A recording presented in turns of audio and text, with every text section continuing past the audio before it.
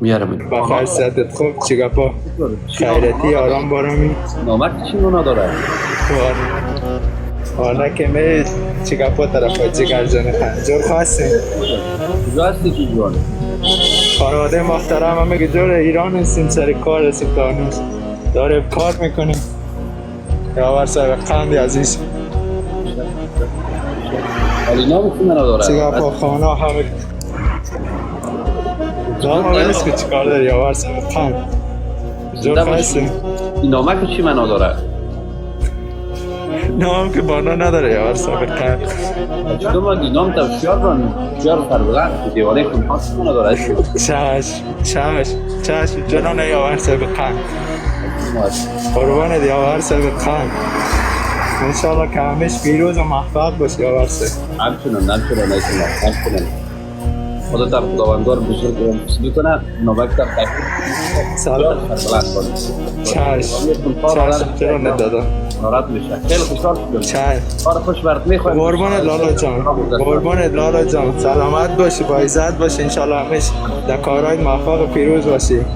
باور صاحب خان چیز هم رو خدمت و چیز باشه ما در خدمت هستیم بخوره صدایت هم میشنویم خیلی موفق و پیروز میشیم باور صاحب خان هر جای هست انشالله تن سالم باشی خدا را یار و دوست و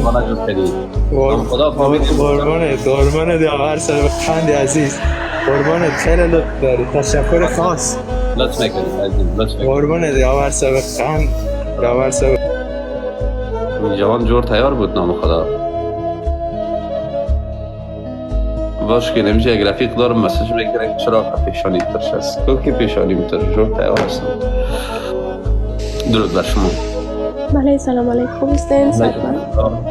سبانتر لطفا تشکر سلامت زنده باشین از اینکه مرا بالا آوردین دوباره یکی از لایف های شما را تماشا میکنم که دوباره نوشتین که ما افغان نیستیم دقیقا همین واژه فکر میکنم چندین شب است که شب و روز است که در لایف که میایین همیشه ایره در صفحه اسکرین ما میبینم و شما همچنان همیشه ایره نوشته میکنید و میشه یک سوال مرا جواب بدین شما چقدر پیشرفت های در این عرصه داشتین که چند کشور تا هنوز